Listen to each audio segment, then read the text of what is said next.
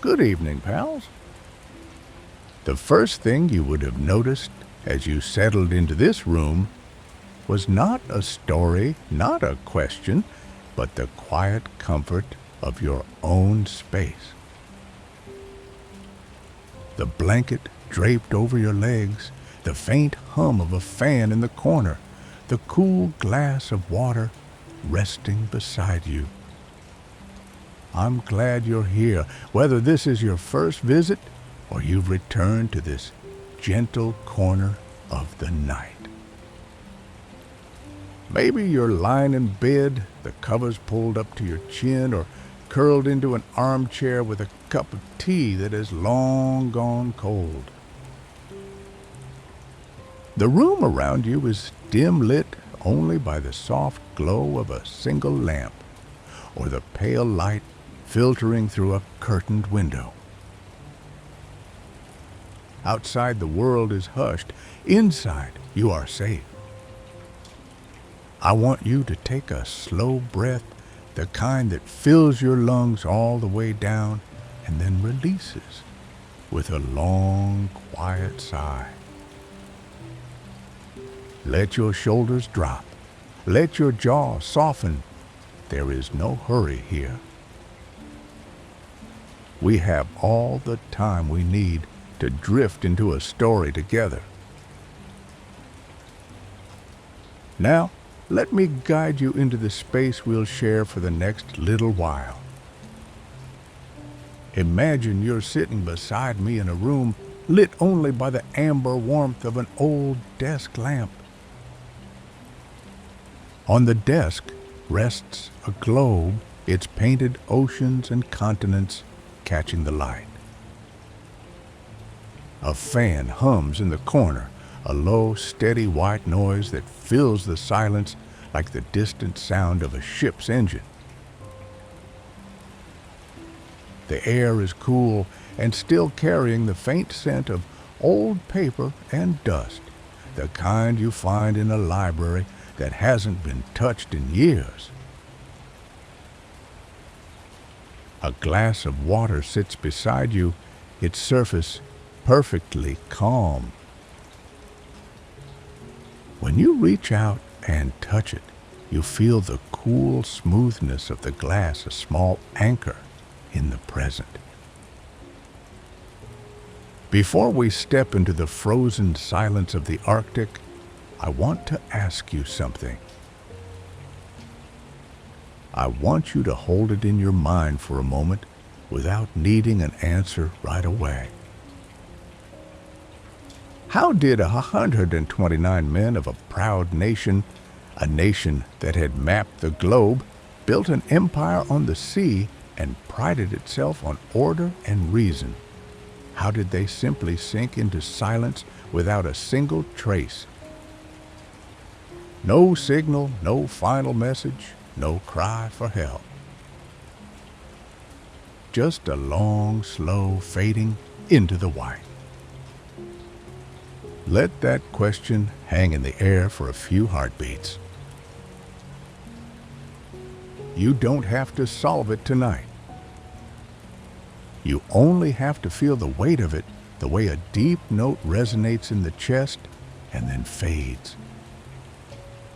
If you find yourself wanting to stay a little longer in this story, perhaps you could leave a quiet mark, a gentle tap on the screen, a soft click to let this place know you are here. I never ask for much, just a small signal that tells me you're listening. And if you know someone else who might appreciate a slow unraveling of history, you could whisper this to them too, but only if it feels right. The Arctic, in the 19th century British mind, was not just a blank space on a map. It was a question, a riddle carved in ice and silence. Explorers spoke of it with a kind of reverence, as if it were a temple made of frozen water waiting to be entered.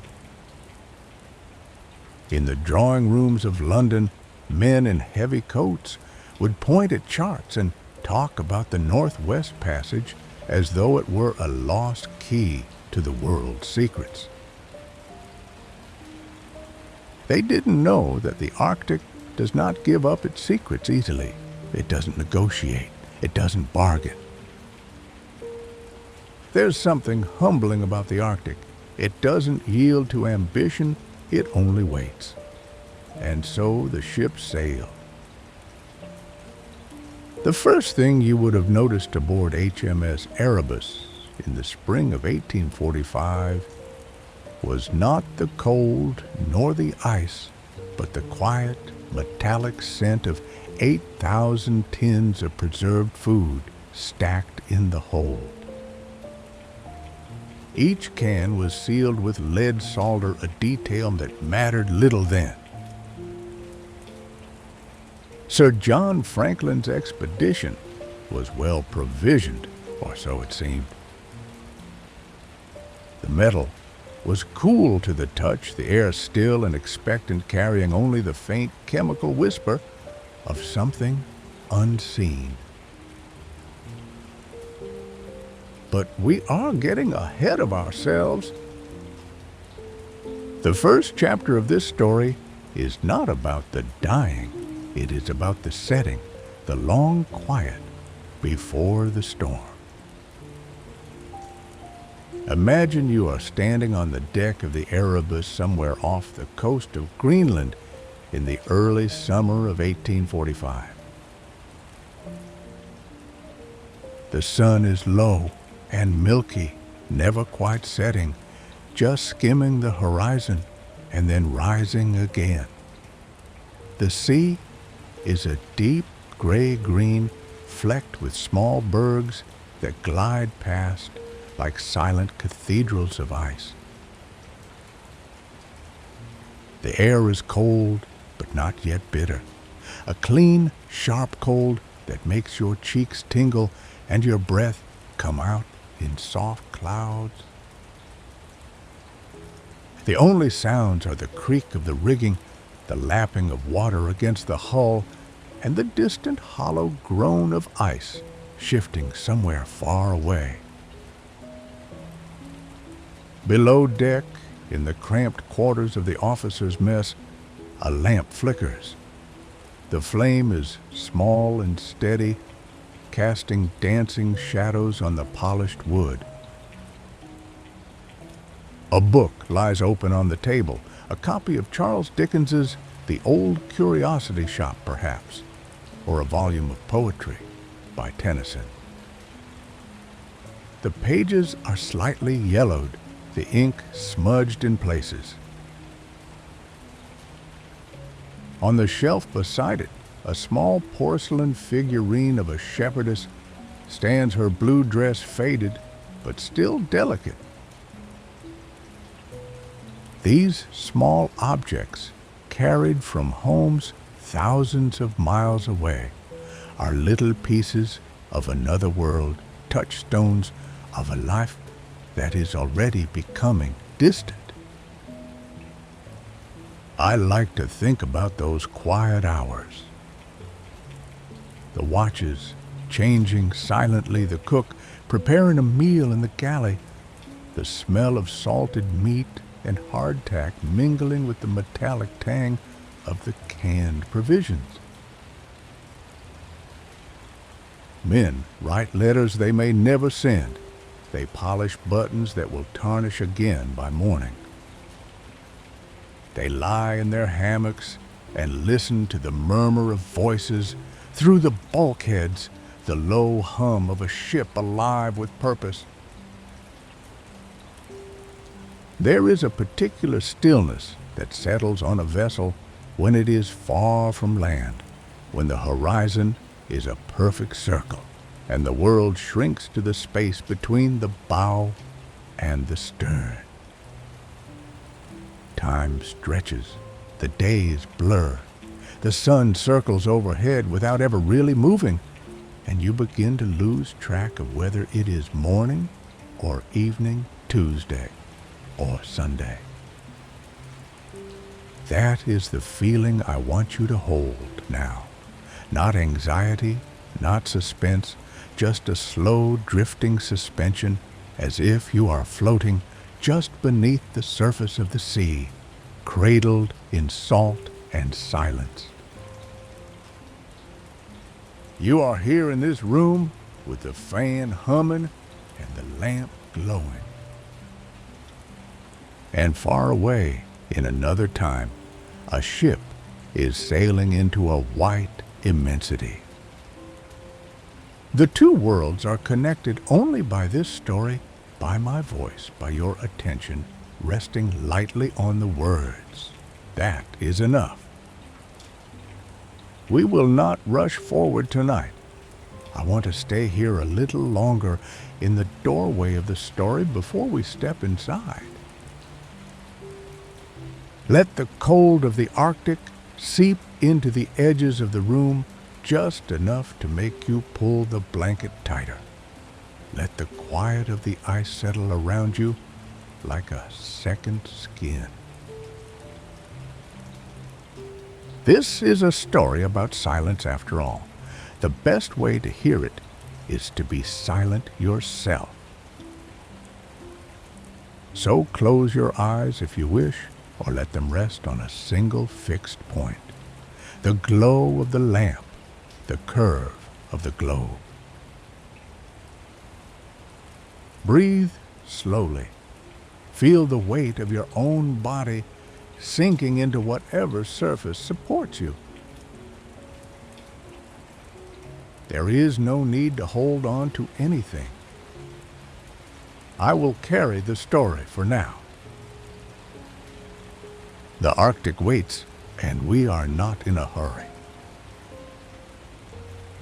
The air in London is thick with the scent of coal smoke and ambition, and perhaps a faint trace of damp wool from the thousands of coats brushing past one another in the narrow streets. You can almost feel the pulse of the age beneath your feet, the steady vibration of machinery, and the rumble of iron wheels on stone, as if the whole city were breathing in and out with the rhythm of the factories, the docks, the endless rows of brick houses that stretch toward the gray horizon. It is a time of great certainty, a time when the Englishman looks at the world and sees a map waiting to be colored in a garden, waiting to be tended a puzzle that has simply not yet been solved. The steam hammer at the Maudslay works falls with a rhythmic clang, shaping iron into shafts and gears into the bones of ships that will carry the empire to every corner of the globe. That sound, the clang of a gray London morning, is the sound of progress itself. And it is a sound you can almost feel in your own chest, deep and steady. And yet, for all this noise and motion, I think there is a deep stillness at the heart of the Victorian mind, a belief in order, in providence, in the unshakable rightness of things. The trains run on time because they must. The sun rises because God wills it, and the Northwest Passage, that fabled channel of ice and legend, will be found because Englishmen have set their minds to it. They believe you see that distance and nature can be conquered by will alone, by discipline, by the quiet faith that the world obeys those who are patient and brave. But the Arctic doesn't recognize human schedules. It has its own rhythm, its own slow and ancient pace, and it does not hurry for anyone, not even for an empire. There is a certain beauty in that faith, I think. To watch the iron rails stretch across green fields, to see the steam locomotives cut through the countryside like needles through cloth, and to believe that nothing is beyond reach. The Victorians lived in a world where every problem seemed solvable, every frontier merely a challenge to be met. The Arctic was simply the last blank space on the map, a white silence waiting to be filled with names and dates and the small wooden crosses of those who came before. They did not see it as a place of danger, not really. They saw it as a test of character, a trial of endurance, a stage upon which the virtues of the Royal Navy could be displayed. It is a strange kind of innocence, perhaps, to think that ice and darkness can be tamed by courage alone. So, when the lords of the Admiralty gathered in their paneled rooms, when they studied the charts of Baffin Bay and Lancaster Sound, they did so with the calm assurance of men who have never been truly defeated. They spoke of latitudes and longitudes of currents and tides of provisions enough for 3 years. They discussed the new canned food sealed in tin and led a marvel of modern preservation. They did not know, could not have known, that the very containers meant to sustain the men would slowly poison them. The lead would leach into the meat, and the soup into the carrots, and the peas, and it would settle in the bones, in the blood, in the quiet corners of the mind where doubt and confusion grow. But that knowledge belongs to a future that hasn't arrived yet. For now the cans are stacked neatly in the hold, a testament to human ingenuity, and the voyage is a noble one. You can hear the murmur of a crowded London street, the clip of hooves on cobblestones, the calls of costermongers, and the rustle of woolen skirts. The city is alive, but there is a cold edge to the air, a fog that clings to the lampposts and muffles the sound of footsteps. Inside the houses, coal fires burn low, and families gather around the hearth. The father reads from the Bible, his voice steady and low. The mother knits her needles, clicking softly. The children sit with their hands folded, their eyes half closed. It is a picture of order, of discipline, of a world held together by faith in God and the crown. And somewhere in that quiet room, perhaps a young man listens to the story of the Franklin expedition of brave men sailing into the unknown, and he dreams of the ice. But you and I know what the ice is really like, don't we? We have heard the reports of those who came before. They spoke of a cold that crept into the bones, that seeped through wool and fur and skin, that settled into the marrow and never quite left. They told of the crushing pressure of the ice, the grinding sound that traveled through the hull like a low moan, the way the darkness of winter stretched into months, into years, until you forgot what sunlight looked like. The men who returned from earlier expeditions spoke of a silence so profound that it pressed against the ears of a whiteness that blinded the eyes, of a loneliness that ate at the soul. They told of ships caught in the ice for months, of scurvy and frostbite, of the slow erosion of hope. And yet the Admiralty listened, nodded, and sent more ships. Because the Arctic was a puzzle to be solved, a box to be opened, and they were certain that the key existed somewhere. I want you to pause here just for a moment. Feel the weight of that faith, that certainty, as if it were a physical thing.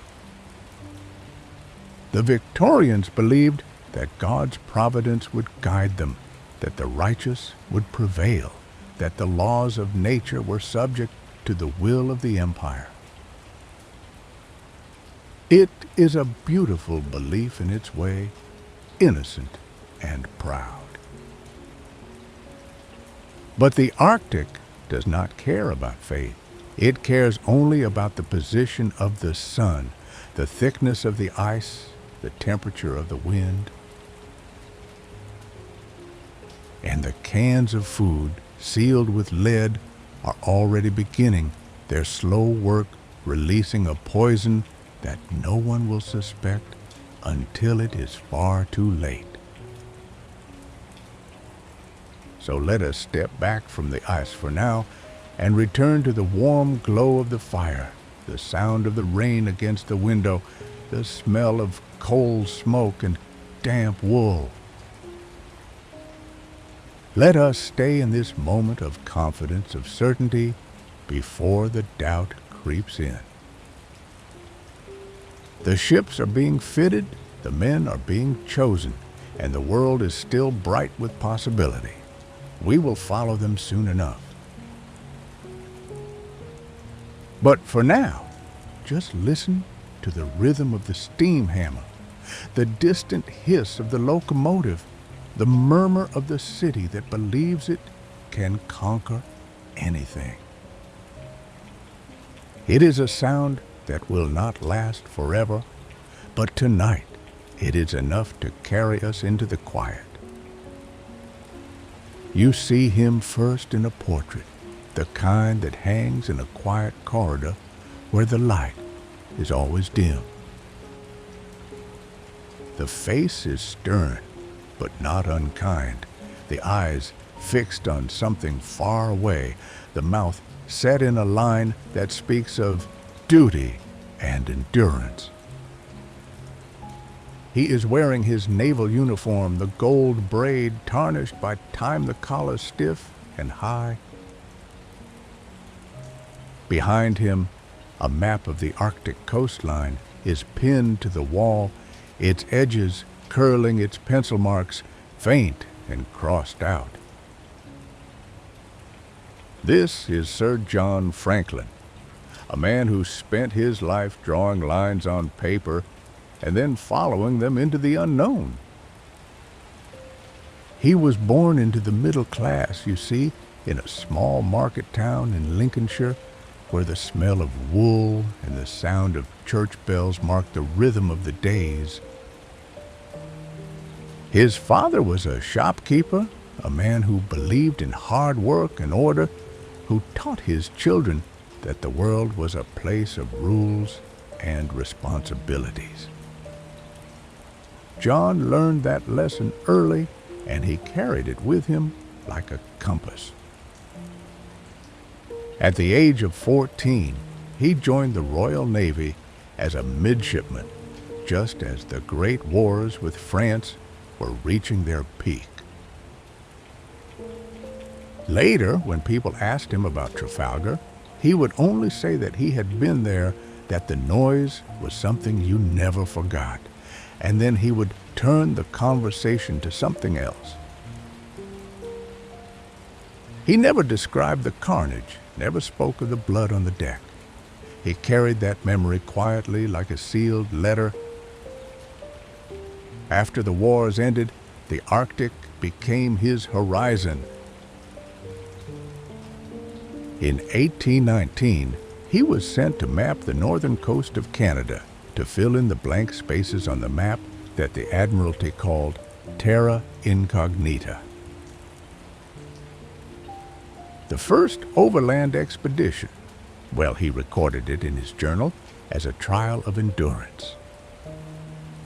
He wrote of the endless walking, the scarcity of food, the silence of the snow. He described how the men boiled their shoes into a broth and how the cold turned their beards into masks of ice. He carried a small worn Bible from that first journey, its pages stained with salt water, and he read from it at night while the wind screamed outside the tent.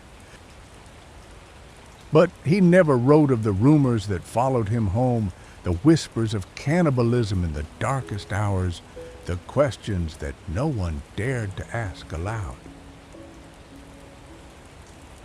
Perhaps his greatest flaw was that he trusted too much in the order of things.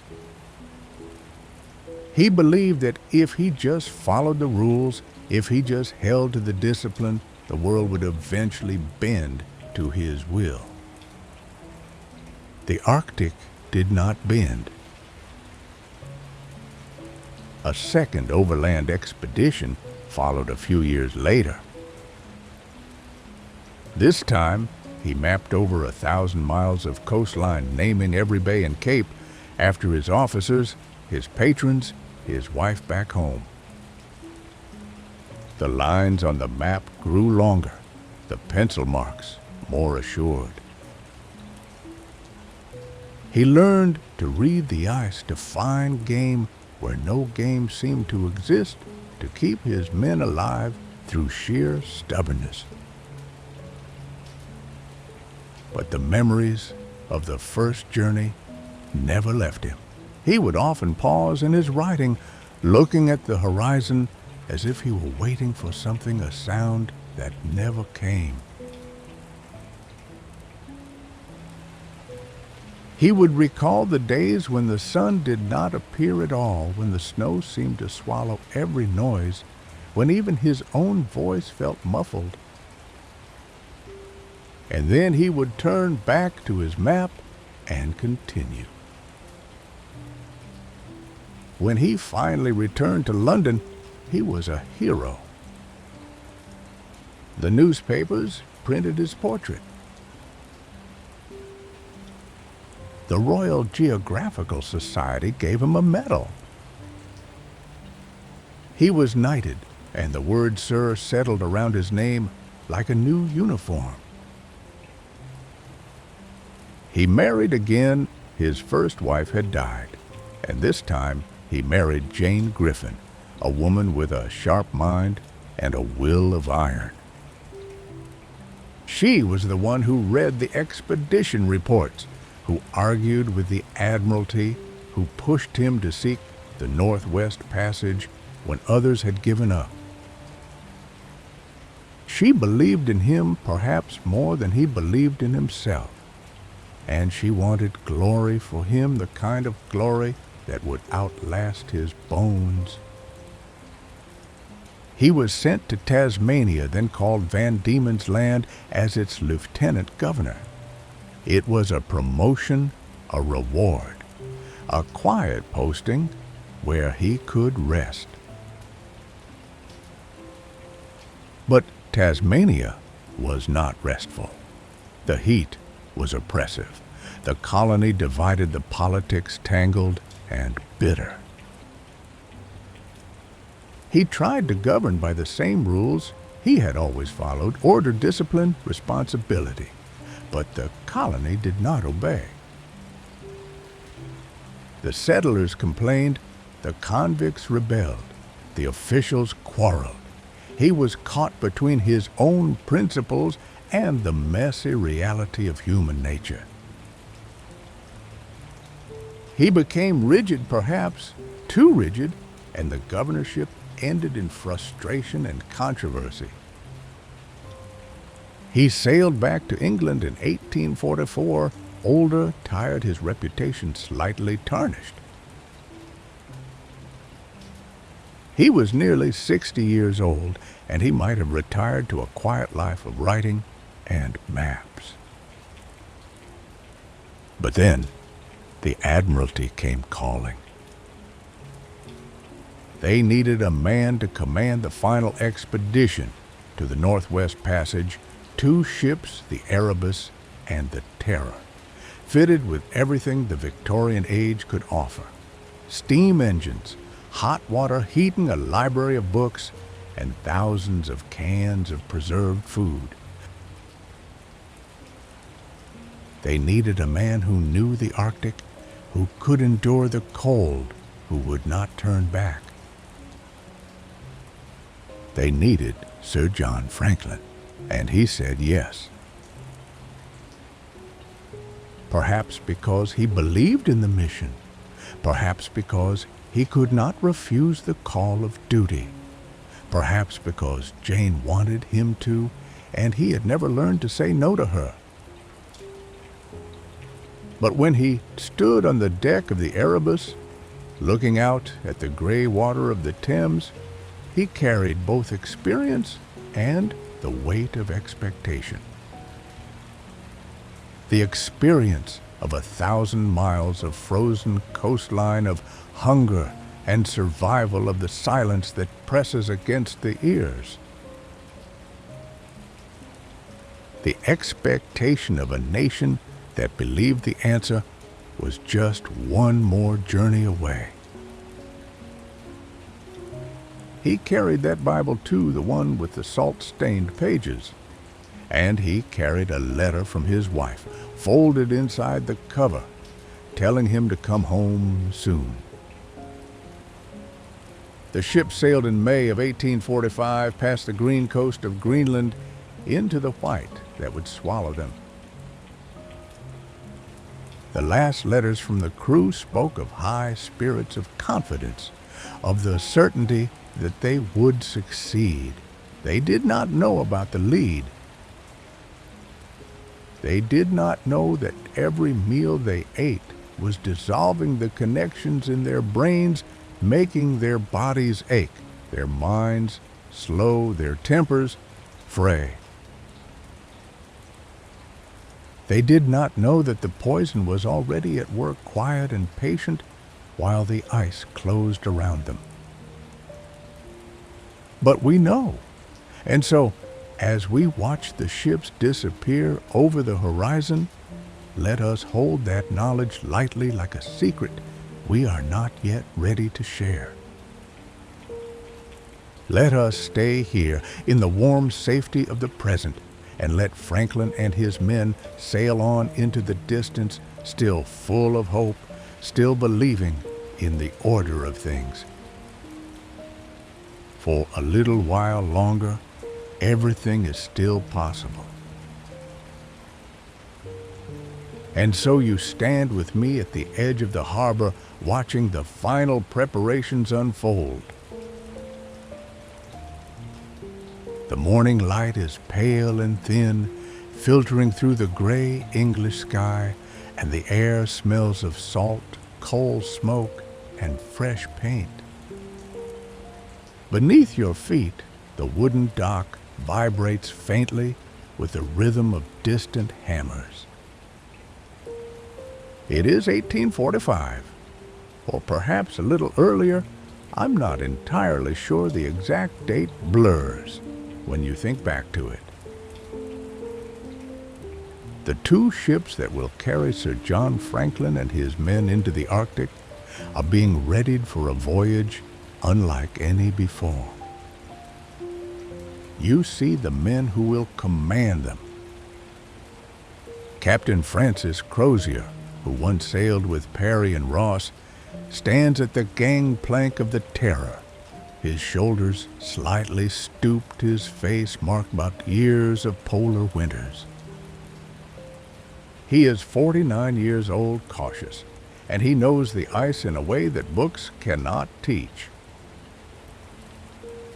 Beside him, younger and more restless, is Captain James Fitzjames, of the Erebus, handsome, ambitious, the kind of man who believes wholeheartedly in the power of the Royal Navy. They make a strange pair. You think one who has seen too much one who has seen too little. But perhaps that is what the Admiralty intended, a balance of hope and experience. You turn your gaze to the ships themselves. The Erebus and the Terror are not ordinary vessels. They have been reinforced with heavy iron plates bolted to the wooden hulls in a careful lattice, a suit of armor meant to crush the ice rather than yield to it. The riveters are still at work, their hammers ringing out in a steady, hypnotic rhythm. You can feel the vibration through the soles of your shoes, a low pulse that travels up through your legs and settles somewhere in your chest. The metal is cold to the touch, and you imagine the sound it will make when it first meets the frozen sea. Beneath the decks, workers are installing the new steam engines, nicknamed the railway engines of the North. The boilers glow faintly, a warmth that you can sense even from the dock. Pipes snake through the interior, carrying heat to every cabin, and mess a system designed to keep the cold at bay during the long winter months. It is a marvel you have heard, the first of its kind.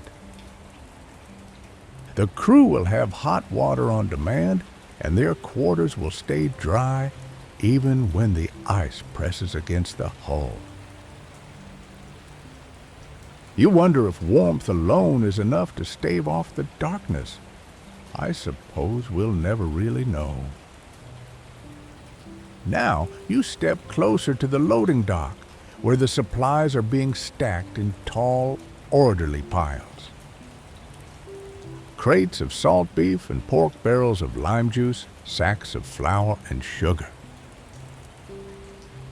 And then there are the cans, thousands upon thousands of tin canisters, glinting softly in the weak light. They are filled with preserved meat, vegetables, and soup, sealed with a bead of lead solder. The technology is new, and the Admiralty is proud of it. You pick one up, feeling its weight in your hand, a little heavier than you expected. The surface is smooth cool with a faint metallic smell that clings to your fingers. Inside, the food is safe, they say.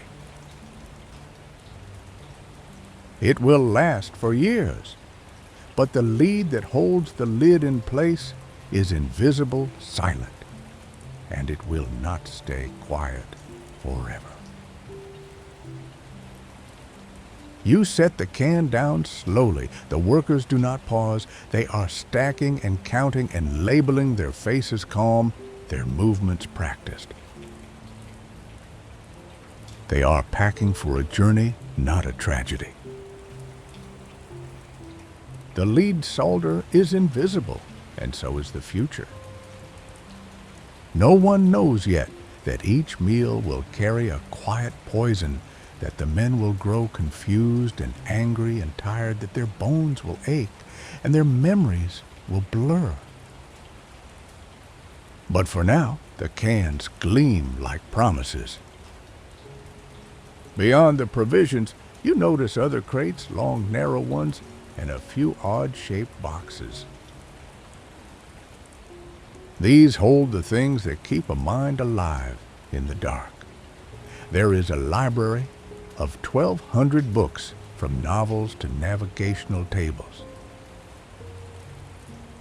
There are telescopes and compasses, of course, but also chess sets, playing cards, and a small hand-cranked organ from the firm of Gray and Davison in London.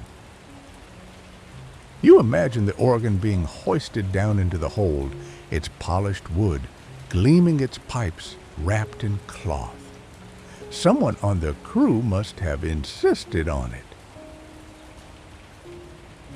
Music they knew would be a kind of light when the sun disappeared. You know, I always think about that organ. I picture the winter quarters, the deck covered in snow, the stove glowing, and a man turning the crank, the notes rising through the still air. Perhaps they would play hymns or old sea shanties or the songs their mothers sang.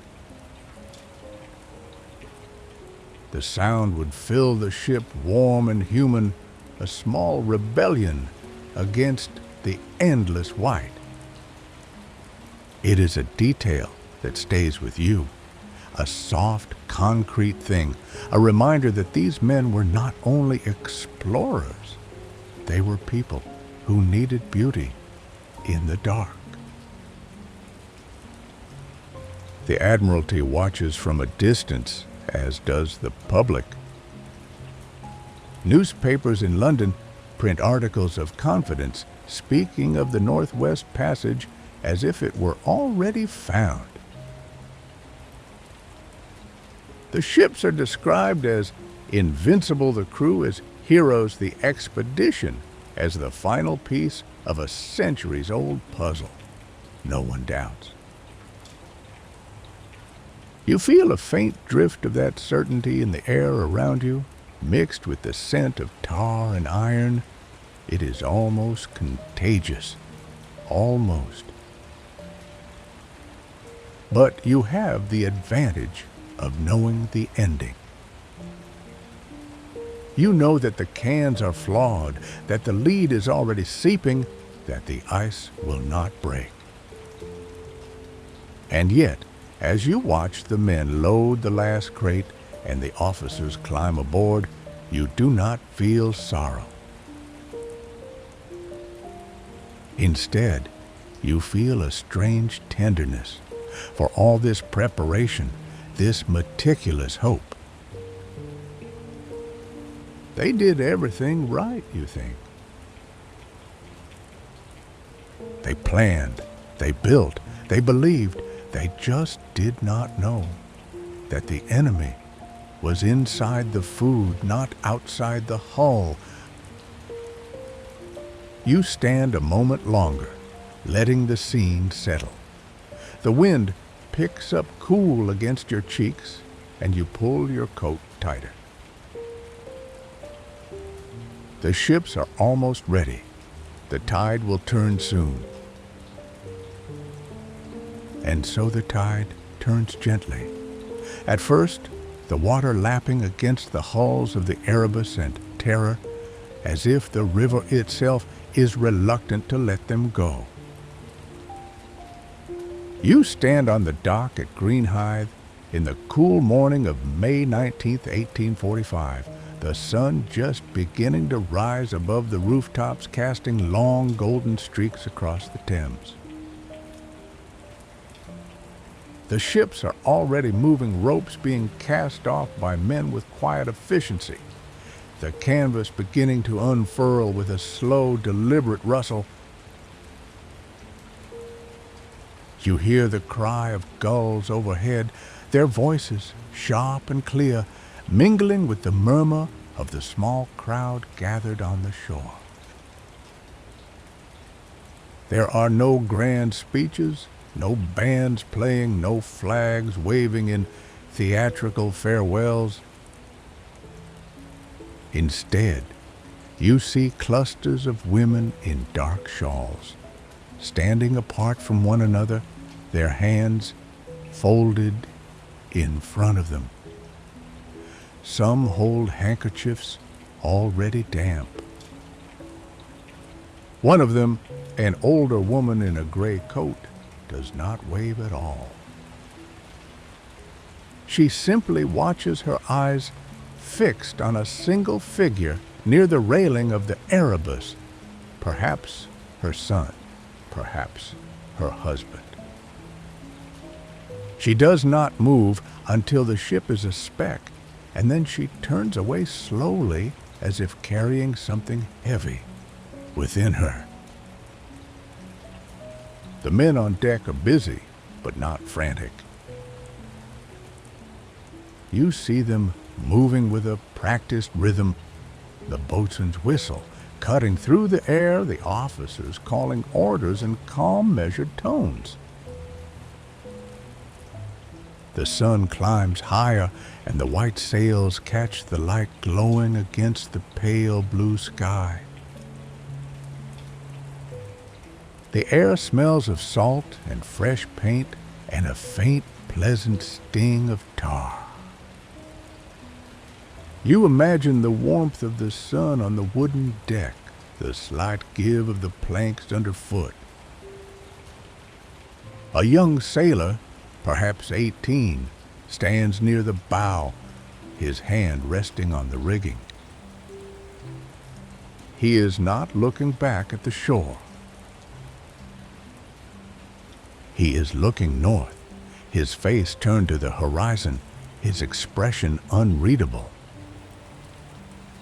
Perhaps he is thinking of the adventure ahead, the stories he will tell. Perhaps he is thinking of the girl he left behind. You cannot know, but you feel the weight of that moment, the last time his feet will touch English soil, and he does not know it. The days that follow settle into a quiet, disciplined rhythm. The ships make their way down the English Channel, past the white cliffs of Dover, then into the open waters of the North Sea. The routine on board is precise, almost soothing in its predictability. The watch changes every 4 hours, the meals are served at the same times, the hammocks are lashed and stowed at dawn. The men eat their tinned provisions without complaint, the meat and vegetables still fresh, the taste of lead invisible to their tongues. You picture the mess deck in the evening, the lanterns swaying gently, the men sitting close together, their voices low. Some play chess, the pieces clicking softly against the board. Others write letters, their heads bent over the paper, the nib of the pen scratching in the lamplight. There is a calm about it, a sense of order that holds at bay the vast, uncertain ocean ahead. By the time they reach the coast of Greenland in early July, the air has turned cooler, the light lingering longer in the sky. The ships anchor near the settlement of Disco Bay, a small cluster of wooden buildings against a backdrop of green hills and distant mountains. The men are allowed ashore, and they stretch their legs on the rocky ground, breathing in air that smells of moss and sea and something wild. This is the last chance to send letters home. A packet boat will carry them back to England, and after this, there will be no more communication. The men sit at rough wooden tables in the settlement's tiny post office or on crates outside, writing quickly, their words perhaps a little forced with cheerfulness. I imagine a sailor writing to his mother, trying to sound cheerful, not knowing it would be his last word. He might describe the mountains, the strange light, the kindness of the Greenlanders. He might tell her not to worry, that the ships are strong, that the captain knows what he is doing. He might sign off with a kiss, a promise to write again soon. And his mother would receive that letter months later, and she would read it over and over, and she would keep it in a drawer, its edges worn, its ink faded, long after the news of the expedition's fate reached her. One of the letters later found in her trunk mentioned how the men sang hymns on deck as they left Greenland. That detail stays with you soft and concrete, the voices rising together, tuning out above the water, carrying a kind of hope that feels almost painful to remember. The ships depart Greenland in mid-July, their holds filled with fresh water and meat, their decks scrubbed clean, their spirits high. They sail into Baffin Bay, where the ice begins to appear floes, at first white and blue, drifting like silent islands. The lookouts keep watch, their eyes scanning the horizon. The air grows colder, but the sun is still warm on the deck during the day. The men have settled into their lives, the routines familiar now, the ship a small world unto itself. And then in late July, they meet the whalers. 2 British whaling ships, the Prince of Wales and the Enterprise, are working the waters near Lancaster Sound. The crews exchange greetings, shouting across the water, their voices carrying in the still air. The captains of the whalers later recall that the men of the Franklin expedition seemed cheerful, confident, full of talk about the open water ahead. They waved, they laughed, they called out invitations to dinner. From the dock, you picture them now standing at the rails, their faces young and bright, their eyes fixed on the northwest. They do not feel the lead yet. They do not know that the cans are slowly poisoning them, that their memories will fade, their limbs will ache, their moods will turn strange and dark. They only feel the sun on their faces, the wind in their hair, the excitement of pushing forward into the unknown. You imagine the whalers receding into the distance, their sails growing smaller and smaller until they are just smudges on the horizon. That is the last time anyone from the outside world will see the Erebus and Terror alive. The men do not know it, of course. They are still full of optimism, still talking about the Northwest Passage as if it were just around the next headland. They have no reason to doubt. The ships are good, the provisions are abundant, the crew is strong, everything is as it should be. But you know, and so you watch the horizon a little longer, feeling the cool breeze on your cheeks, the gentle sway of the dock beneath your feet. You have traveled far to be here at this moment, and you want to hold on to it for just a while longer. The gulls cry overhead, the water laps against the stones, and the ships are gone. And the men are still singing somewhere ahead, their voices carried on the wind. You close your eyes and you listen. And for a moment, you can almost hear them. The ships move deeper into the labyrinth of islands and channels, the water narrowing as the map grows more uncertain, and the ice begins to thicken around them almost imperceptibly at first. You picture the Erebus and Terror pushing through the floes, their black hulls stark against the endless white, the men on deck wrapped in wool and oilskins. The sky is a pale gray, the sun low, even at midday, casting long shadows across the snow.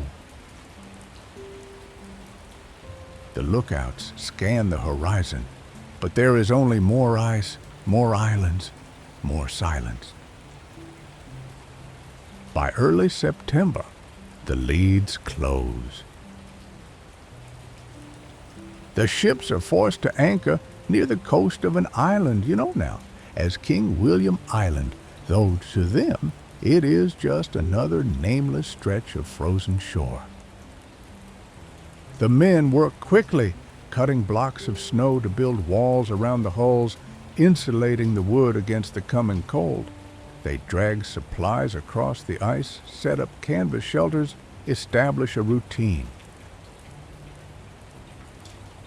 Every morning, the officers inspect the men, the watches are changed, the coal is measured. Discipline holds. The officers hold classes in navigation and mathematics, and in the evenings, the seamen gather to read aloud from the ship's library. There is a theater aboard the Erebus, a small stage set up in the mess deck with painted backdrops and makeshift costumes.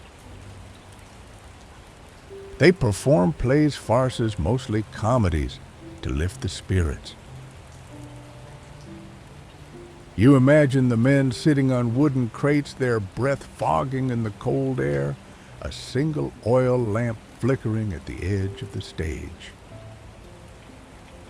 An actor delivers a line and someone laughs, and for a moment the darkness outside seems far away. There's something heartbreaking about men putting on a play in the middle of nowhere, as if pretending could keep the dark away. But the dark does come. By November, the sun vanishes entirely, and the sky is a deep, star-scattered black for months.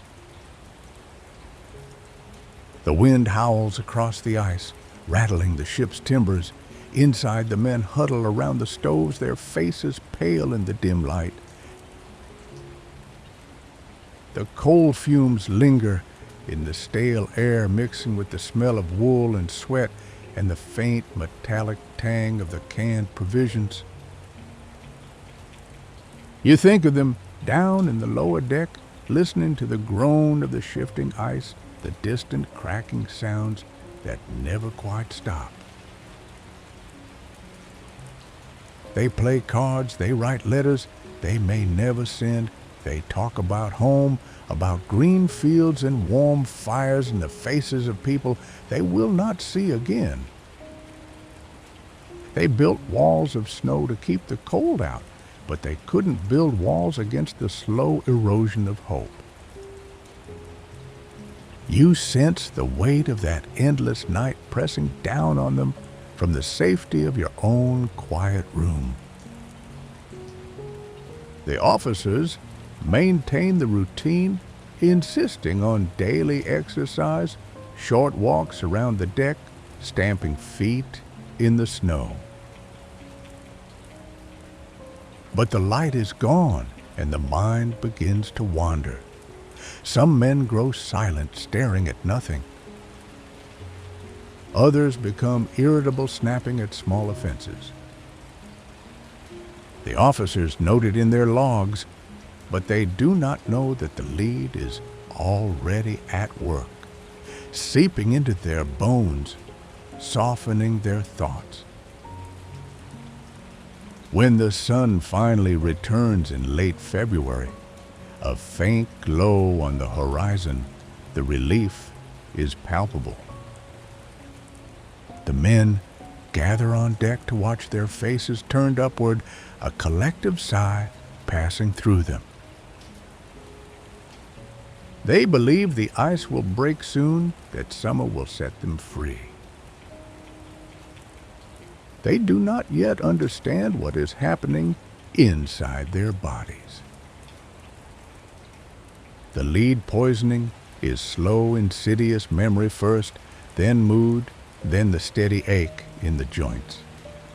But in that first pale light, they feel only hope. You stand in the calm of your own world, far from that frozen landscape, and you see them there, huddled in the glow of a lantern, laughing at a clumsy actor, believing in the spring. It is a fragile moment, held in the amber of memory, and you let it linger.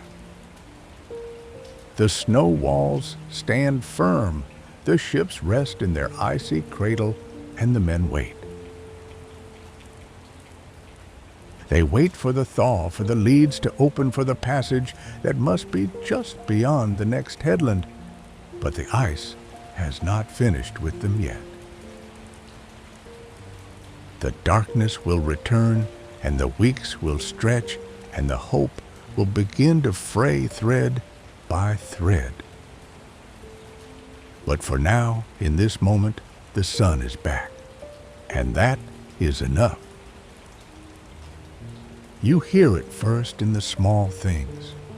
The way a man's hand trembles when he lifts his cup, the way his eyes drift to the ceiling of the lower deck as if searching for something that isn't there. The summer of 1846 arrived, and the ice did not break. The leads that should have opened threads of dark water that promised a path west remained shut, sealed by a cold that seemed almost personal. The ships, the Erebus and the Terror, sat motionless, their hulls groaning under the pressure of the floes. You see the men gathered on deck in the pale August light, their faces turned toward the horizon, waiting for a change that never came. The sun barely rose above the ice, a disk of weak gold that cast long shadows but offered no warmth. And when it began to sink again in September, a quiet understanding settled over the crew they would spend another winter here. The second winter was not like the first. The first had been a test of endurance, a period of adjustment, a novelty of darkness and cold. But this time, the weariness was already in their bones. You watch them as they move through the daily routines, the exercise walks, the maintenance of the pumps, the careful rationing of fuel and food. Their footsteps are heavier now, their voices lower. The laughter that echoed through the lower deck during the first winter has faded into a murmur, a hum of men too tired to be loud. The officers note in their logs that the men are growing weaker, that there is a pallor in their faces, a slackness in their jaws. But they do not yet connect it to the cans of food stacked in the hold, the tins of meat and soup that have been sealed with lead solder, letting the poison seep into every meal. It is slow, you see. First the memory begins to fray, a man forgets the date, then his own watch, then the face of his shipmate. Then the stomach cramps, the aching joints, the strange metallic taste in the mouth that no amount of tea can wash away. You see a young sailor, barely 20, clutching his abdomen as he stoops to shovel coal, his skin a sallow yellow in the lamplight. And then, in the heart of that second winter, the leader slips away. Franklin died in his cabin on June 11, 1847, surrounded by the men he had led into the ice. You see the scene from a distance, the small room, the flickering lamp, the faces of the officers gathered around the narrow cot. His breathing became shallow, then still. There is no drama here, no last words, no heroic gesture. Just a quiet passing of man worn down by age and cold and the invisible poison in his blood. The officers close the door, and the news spreads through the ships like a slow tide. You can feel the weight of it in the silence that follows. The men do not speak of it much. They are too tired for that, and they simply go about their tasks with eyes a little heavier and steps a little slower. The hope they had carried that Franklin would find a way that his leadership would see them through began to loosen like a knot that has been pulled too many times. Captain Crozier took command, and you see him walking the deck alone, his hands behind his back, his gaze fixed on the ice that holds them. He knows the numbers. He knows the rations will not last another year. He knows the state of the men, the bleeding coughs, the swollen gums, the strange trembling in their limbs. And he knows perhaps more than anyone that the lead in the tins has done its work, but he cannot say it. To speak it aloud would be to admit that the whole venture, the years of planning the lives entrusted to him, are being undone not by the ice, but by the very provisions meant to sustain them. You see him pause at the quarterdeck, railing his breath, forming a cloud that drifts away into the polar dusk. The men watch him from below, searching his face for a sign, and he gives them nothing, just the steady, quiet presence of a man who is already calculating the distance to the next winter. When the summer of 1847 came and went without a thaw, the hope that had been fraying finally gave way. You feel it in the air, in the way the men stop talking about home, in the way they no longer gather at the portholes to look for leads in the ice. Instead, they sit in silence, their hands resting on their knees, their eyes fixed on nothing. Crozier had already begun to consider the impossible, abandoning the ships, hauling the boats and provisions across the ice, marching south toward the mainland and whatever might await there. It was a decision born not of courage, but of quiet calculation, a final effort to keep the men alive. You see the preparations begin, the sledges packed, the heavy boats stripped down, the supplies sorted by weight and necessity. But you also see the hesitation in the way the men move, the way they glance back at the ships as if saying goodbye. The ice that held them had become a kind of home, and to leave it was to step into an unknown that offered no promise of safety. It's hard to say when exactly the tide turned. Perhaps it was the summer that never came. Or perhaps it was that moment in late August when Crozier looked at the ice report and saw the same numbers as the year before: thickness, pressure, no open water. You see him close the logbook, his hand pressing down on the cover as if to seal the truth inside. The men watched him, and they understood. There would be no rescue, no sudden thaw, no passage opening like a doorway. The ships would remain locked in the ice until the ice itself decided to let them go. And by then, there would be no one left inside. The phrase, "hope shattered," hangs in the air and you let it linger. You see the pieces of it scattered across the decks, a letter half written, a photograph folded and refolded until the creases tear a whittled piece of wood that was meant to be a gift. These are the small things that hold a life together, and they are falling apart. The men do not weep. They are too tired for that, and they simply stop hoping, which is a different kind of silence altogether. And now, as the summer of 1847 gives way to yet another autumn, you see them preparing for a final gamble.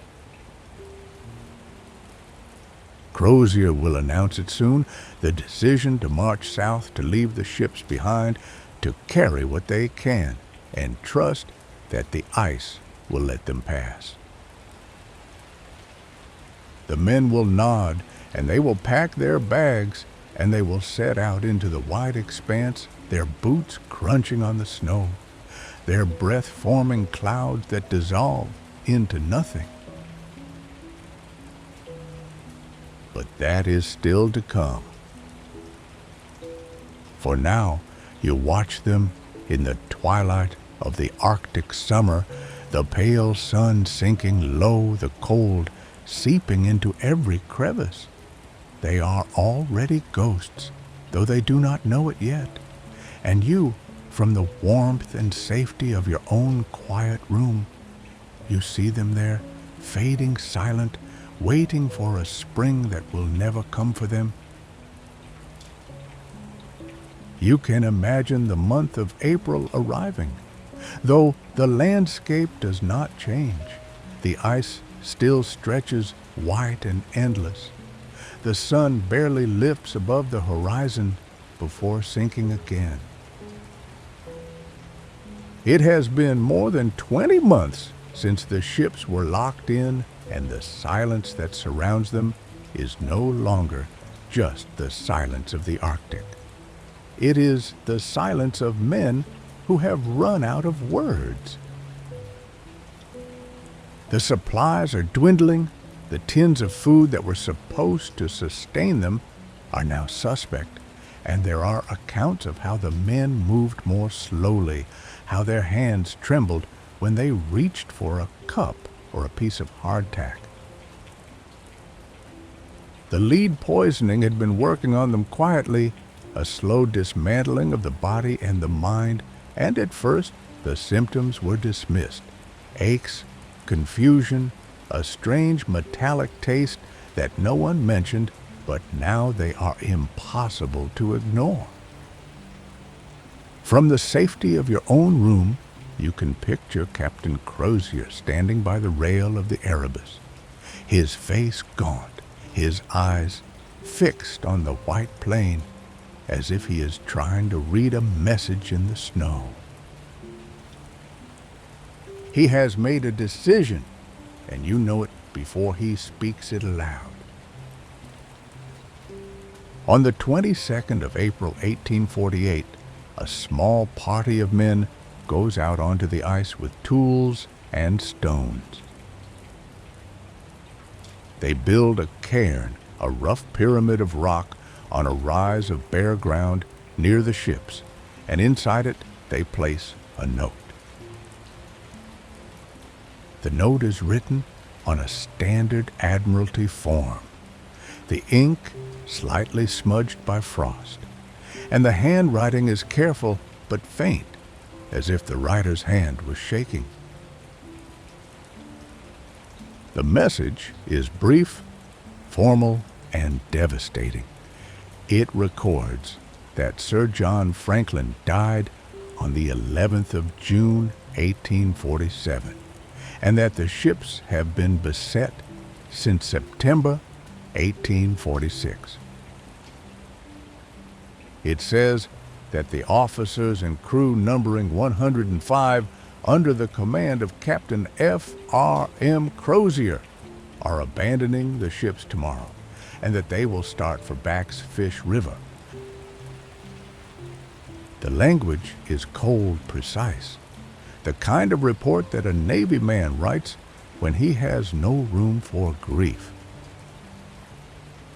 But you read between the lines from your quiet distance, and you see what the note does not say, that the men are already dying, that the officers are struggling to maintain order, that hope has been replaced by a grim and necessary routine. You imagine the moment when they sealed the cairn, the stone placed over the note, the wind blowing snow across the new surface. And then they turned back to the ships to prepare for the march. The preparation is a strange and heartbreaking sight, though you see it only in your mind from the warmth of your own chair.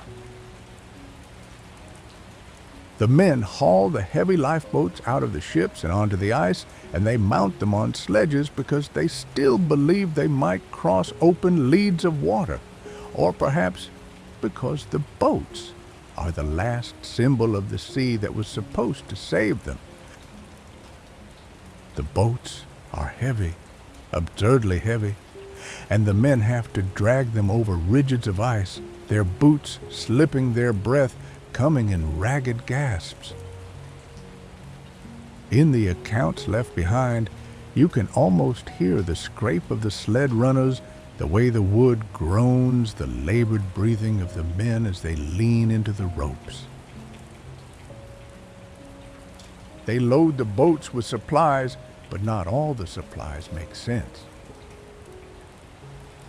Among the casks of salt pork and bags of flour, you can picture silver spoons and leather-bound books, a set of china plates, a mahogany desk, a surgeon's kit, a collection of geological specimens, things that have no place on a life-or-death march across the ice.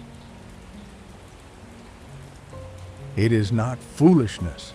It is a refusal to let go of who they were. You pause on that image, the silverware and books being dragged across the ice, the handles of the spoons catching the pale light, the spines of the books creaking with the cold. These men were officers and gentlemen, and they carried with them the rituals of a world that was already gone. They did not know they would never need them again. They only knew that to leave behind the silver was to admit that they would never return to a dining table, and to leave behind the books was to admit that they would never again sit by a fire and read. And so they dragged them mile after mile, the sledges carving shallow grooves into the ice, the men's muscles screaming, their minds drifting into a haze of fatigue and lead-fogged thought. And then there is the moment of leaving. You can picture them standing at the gangplank, the last men to descend from the Erebus and the Terror. The ships are silent, their masts bare, their decks empty. The snow has piled up against the hulls, and the rigging is crusted with ice. The men do not look back, or if they do, they look quickly, because to look too long would be to feel the weight of what they are abandoning. They leave behind the cabins where they slept, the galley, where they ate, the infirmary, where their comrades died. They leave behind the letters that will never be sent, the clocks that have stopped, the flags that will never fly again. The ships sit there frozen into the ice as if waiting for a captain who will never return. The first night of the march, the men stop and pitch their tents. The wind is bitter and the canvas flaps loudly, and from a distance you can almost hear the sound of the runners still scraping in their ears. They light a small fire, and the flames cast flickering shadows on the snow. Someone pulls out a book and begins to read aloud, but the words are lost in the wind. Another man polishes a silver spoon with his sleeve, a gesture so ordinary and so strange that it makes your chest ache. They are still trying to be who they were. They will go on trying until they cannot, but for now they rest, and the ice creaks beneath them, and the stars come out, sharp, distant, indifferent. And you, in the warmth of your own quiet room, you see them there fading into the white, carrying their fragile cargo of memory and ritual toward a river that will never receive them.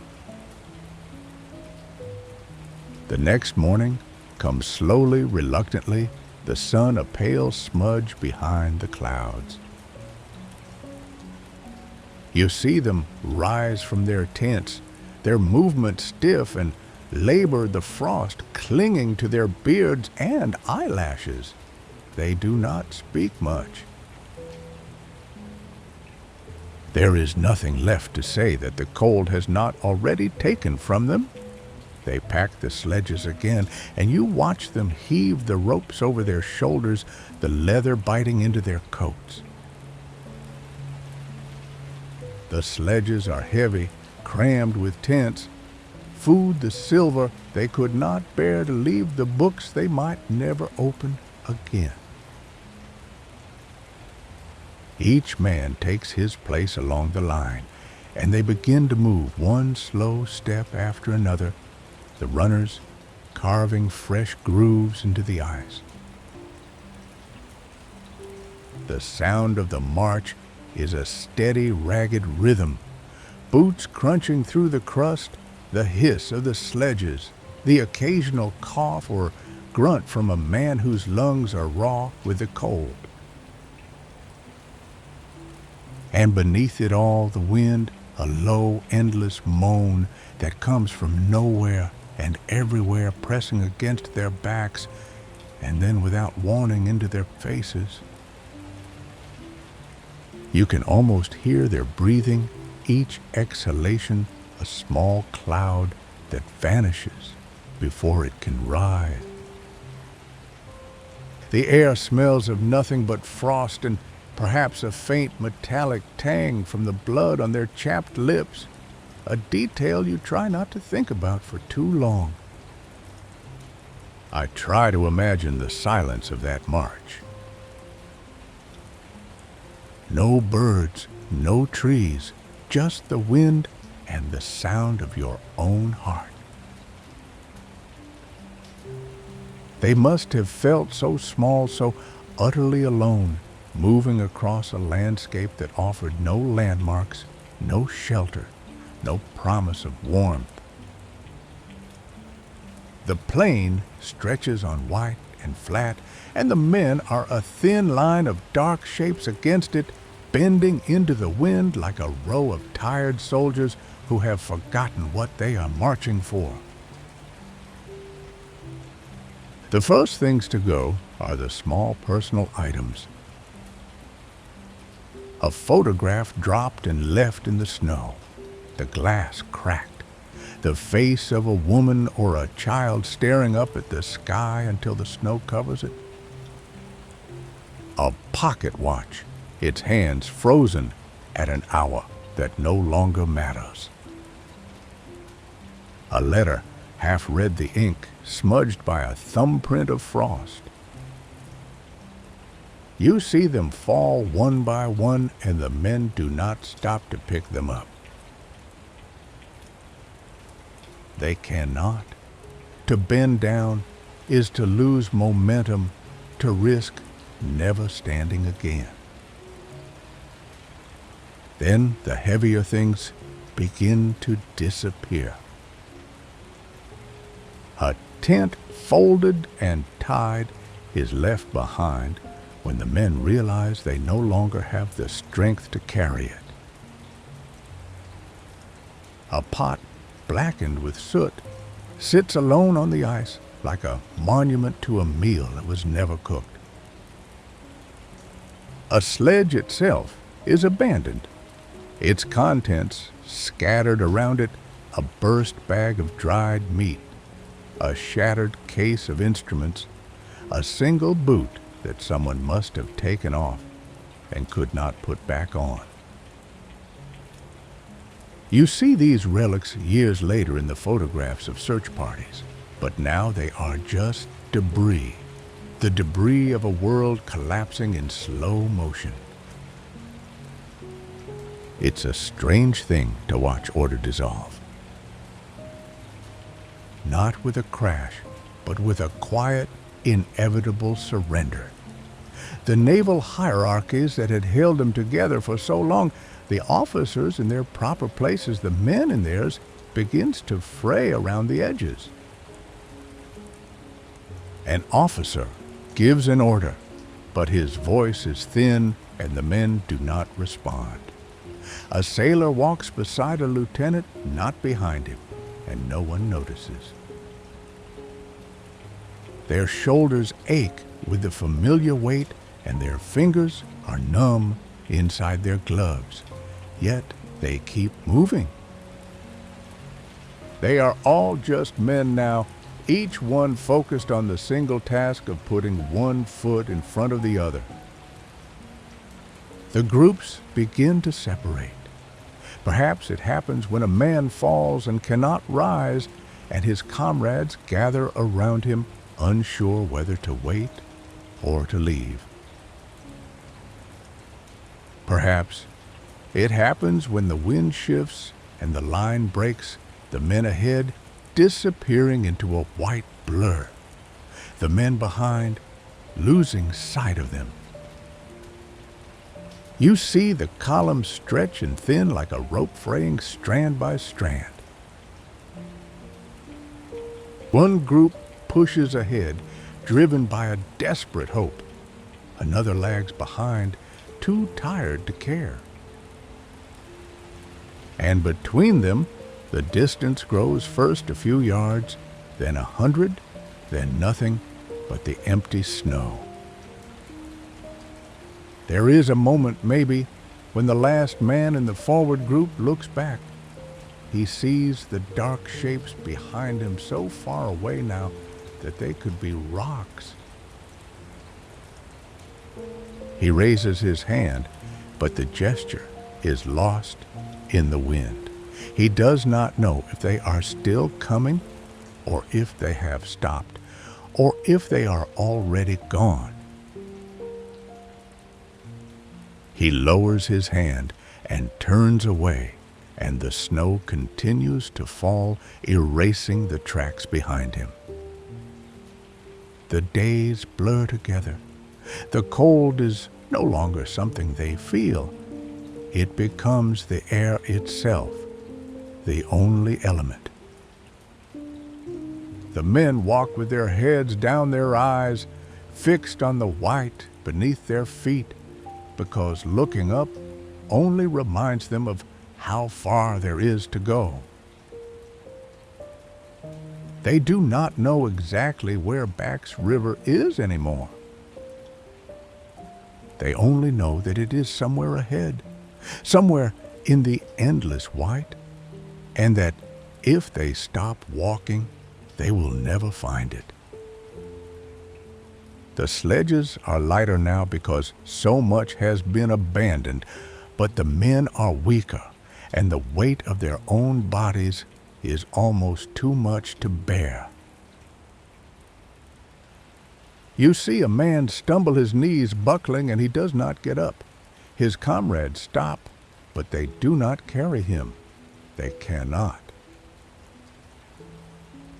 They leave him lying there, his breath slowing, and they move on. It is not cruelty. It is simply the logic of survival, stripped of all pretense. And then one day the line stops. The men who are still standing look ahead, and there is nothing, no river, no trees, no smoke from a distant chimney. Just the plain stretching into a horizon that is the same color as the earth.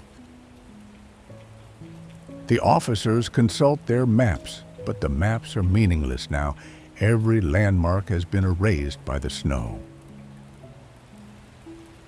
The trading posts they were supposed to reach the relief they had prayed for, they exist only as names on a piece of paper that is turning translucent with frost. They have nowhere left to go. The river, if it exists, is still far away. The men who are left, fewer than the 100 who had started, stand in a loose cluster, their faces blank, their hands hanging at their sides. There is no anger, no panic, just a quiet exhaustion, a deep and final stillness. They have walked until they could walk no more, and now they are standing in the middle of a frozen plain, waiting for a warmth that will never come. The snow begins to fall heavy and silent, and you watch them fade into it, their shapes growing softer, the outlines dissolving. One by one, they sit down. One by one, they close their eyes. The wind sweeps across the plain, and the sledges are buried, and the footprints are covered, and soon there is nothing left to see but the white, the endless, indifferent white, and you, warm beneath your blanket, you let your eyes close too. You see them one last time, the thin line of men, the abandoned sledges, the falling snow, and then you let them go. They have traveled far enough. Now it is your turn to rest. Perhaps you are still lying there, your eyes half closed, your breath slow and even. The snow has stopped falling in your mind, and the plain where the men sat down has grown distant like a photograph fading in the light. Now I want to take you somewhere else, somewhere warm and dry, where the air smells of ink and paper and the faint dust of coal smoke. There is a woman in a dark dress sitting at a writing desk. Her name is Jane Franklin, and she has been writing letters for months, for years it seems.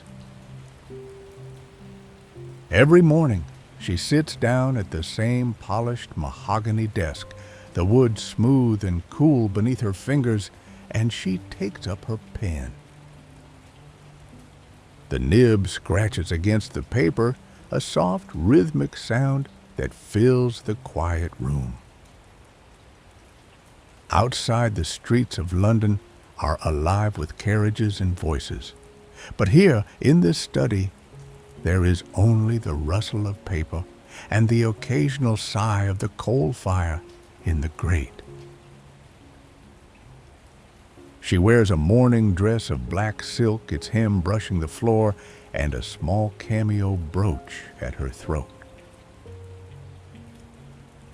The room is warm, almost too warm, but there is a draft from the window that makes the curtains stir, and sometimes she shivers and pulls her shawl tighter. She is writing to the Admiralty again. This is perhaps the 100th letter she has sent, and each one is a careful balance of politeness and urgency, a plea wrapped in the stiff language of Victorian propriety.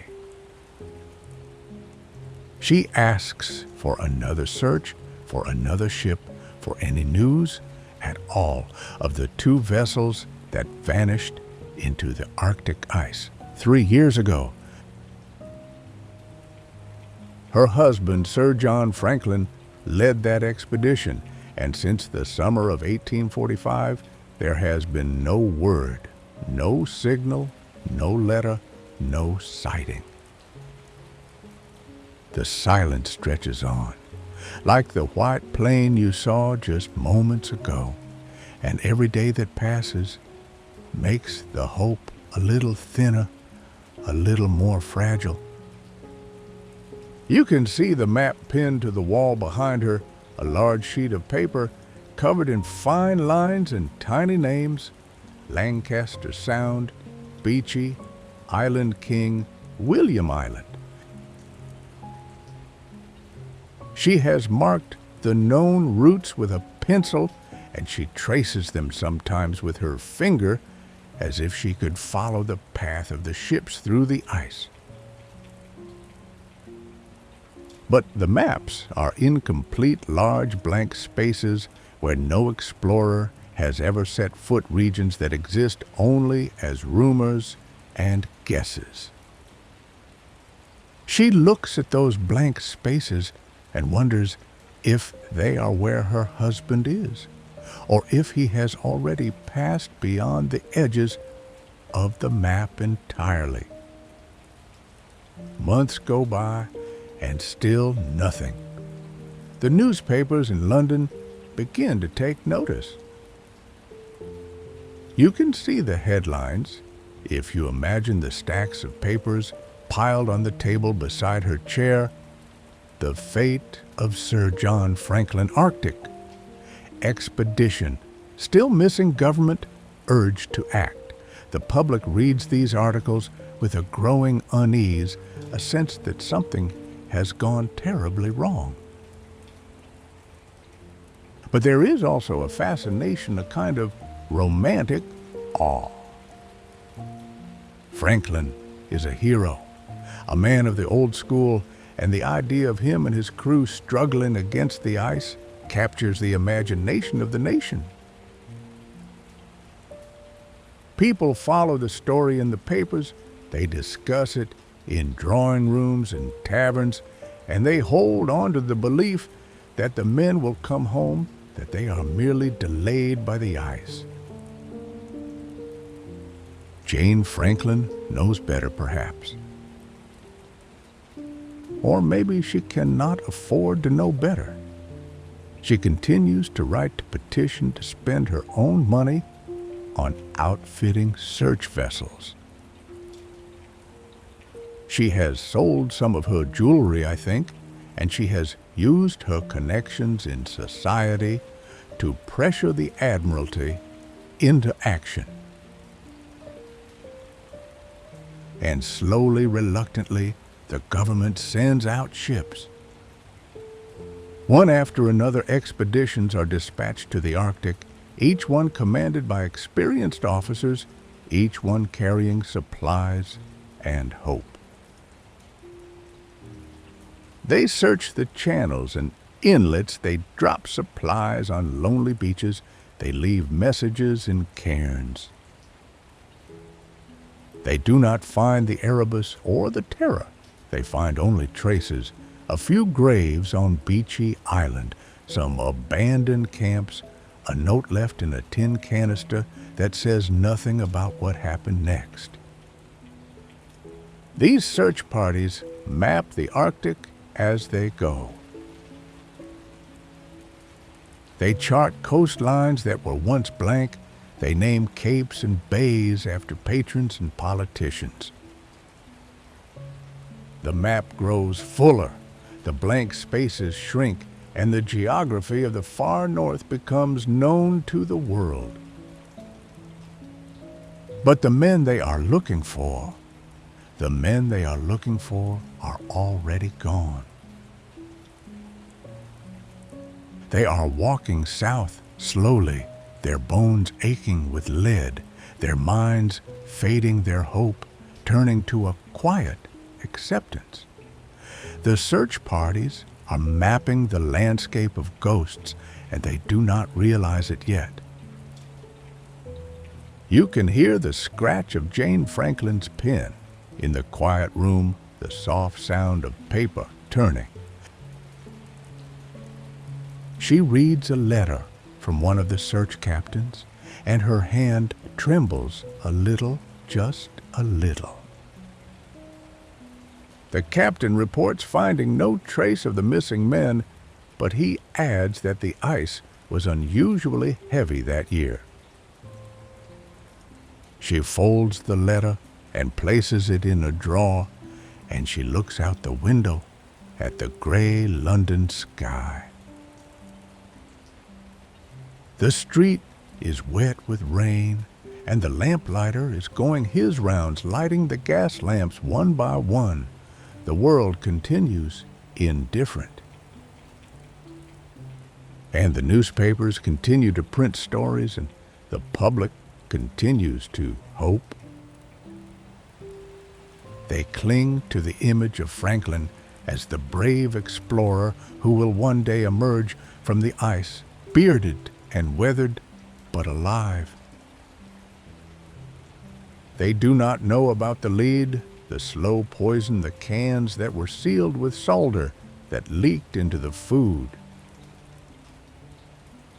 They do not know about the despair of the men, the long walking, the falling. They only know the legend. Perhaps that is the most human thing of all, the need to hold on to a story even when the truth is already written in the snow. Jane Franklin holds on to her story for years, for decades long after the last hope should have died. And we, looking back from our warm beds, we can see the truth now, but we also understand her. She loved him, that was all. The expedition that finally discovered the truth many years later found bones scattered along the shore of King William Island. They found a boat on a sledge heavy with useless things, silverware, books, a watch. They found the remains of men who had tried to walk south, who had run out of strength a few miles from a place that could have saved them. The maps of the Arctic were complete by then, every inlet and island named, but the names could not bring them back. And now the room is growing dim, and the fire is dying down. Jane Franklin sets down her pen and rubs her eyes. She is tired, so tired, but she will write another letter tomorrow. She will not stop. And you listening to this, you feel the weight of that devotion, that quiet, stubborn love that refuses to let go. The search parties mapped the Arctic, but they were looking for ghosts. The living were already gone. That is the truth that Jane Franklin never let herself fully accept, not until the very end. And perhaps that is okay. Perhaps hope, even when it is misplaced, is a kind of grace. So let the image of her settle in your mind. The woman in black, the desk, the map, the scratch of the pen. Let it become soft and distant, like a memory you're drifting away from. The room grows colder. The fire fades to embers, and the street outside is silent now. She folds her hands on the desk, and she closes her eyes. And you close yours too, knowing that the search is over, that all the letters have been sent, that the story has reached its end. Rest now. There is nothing more to do. They say that the Arctic keeps its secrets for a long time, but it always gives them up eventually to those who know how to listen. The Inuit did not need to search for the Franklin expedition. They simply watched the ice as they always had, and one day the ice brought them a story.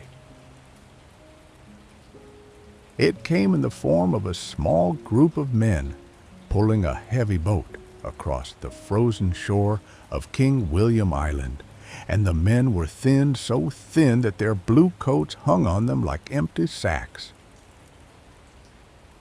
The hunters stopped perhaps 50 yards away, and they watched in silence for a long moment.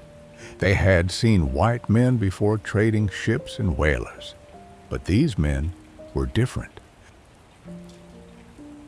Their eyes were hollow, their steps slow, and they pulled the boat as if it were a burden they could not put down. One of the elders, an old woman whose name was never recorded later, told the story to a trader, and the trader wrote it down, and the words have survived. She said the men were dragging a boat on a sledge, and among the things in the boat there was a silver fork hanging from a man's coat, as if he had forgotten it was there, as if he still expected to sit at a proper table and eat a proper meal.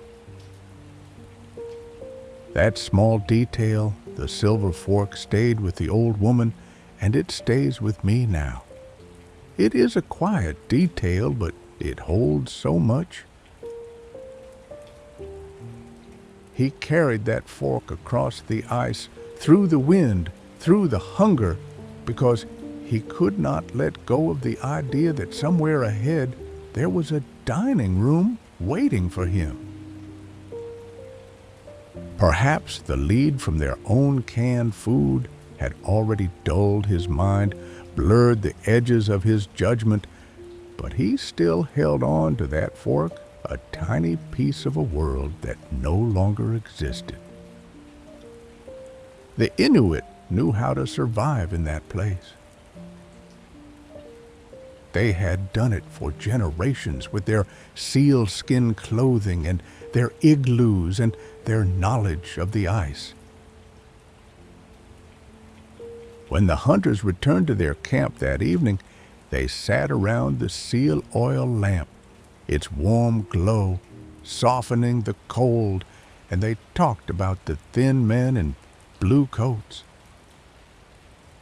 The smell of raw meat filled the shelter, and the soft crunch of snow under dog paws outside was the only other sound. They saw the white men, and they saw the mistake, but they could not explain it. The men did not ask for help. They did not trade. They simply kept walking, pulling the boat, their faces turned south toward a river that would lead them nowhere. It is difficult to speak of what they found later in the summers that followed. The evidence was undeniable, but the human heart struggles to accept it. Years later, in 1854, a doctor named John Ray came back from the Arctic with a story that no one in London wanted to hear. He had met the Inuit, and they had told him things. They had found bones scattered along the shore, bones that had been broken, bones that had been cut, bones that had been used. The word was whispered in parlors and ignored over dinner tables, but the word was cannibalism. Dr. Ray was a careful man, a quiet man, and he did not speak lightly. He had traded with the Inuit, he had lived among them, and he believed them. He sent his report to the Admiralty, and the Admiralty did not want it. They sat on it for months, and when it finally leaked, the Victorian public was furious.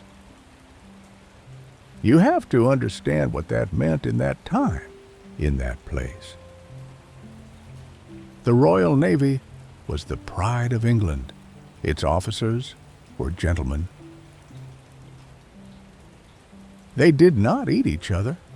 It was impossible, unthinkable, a slander against the dead. The newspapers howled. Sir John Franklin's widow, Jane, wrote letters demanding a retraction. Charles Dickens wrote a long essay attacking Dr. Ray, suggesting that the Inuit were unreliable witnesses, that they might have misinterpreted what they saw, that maybe they themselves had done something to the bones. The truth was too ugly to fit into the story they wanted to believe. And so they pushed it away, buried it under denial and outrage, because a gentleman's honor was more important than a handful of broken bones on a distant shore. But the Inuit had no reason to lie. They were not ashamed of survival. They understood that when a man is starving, he will do things that a full man cannot imagine. They did not judge the sailors. They simply described what they saw, and they moved on. There is a kind of wisdom in that, a kind of grace that the Victorian world could not grasp. The Inuit did not need to punish the dead. They just wanted the living to know. And now, as you lie here, warm and safe, think of the quiet distance between those two worlds. The Arctic is still there, vast and empty, and the bones are still there somewhere under the snow. The Silver Fork is probably gone now, rusted or buried or carried away by the wind. But the image of it remains, that absurd fork hanging from a dying man's coat, a tiny piece of a world that no longer existed.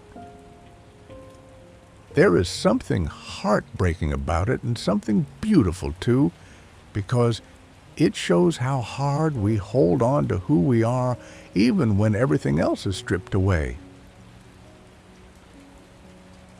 Let the story settle now. Let the sound of the wind across the tundra become a soft hum, and the warmth of the igloo become the warmth of your own blankets. The hunters have gone back to their camp, and the thin men in blue coats have disappeared into the white horizon.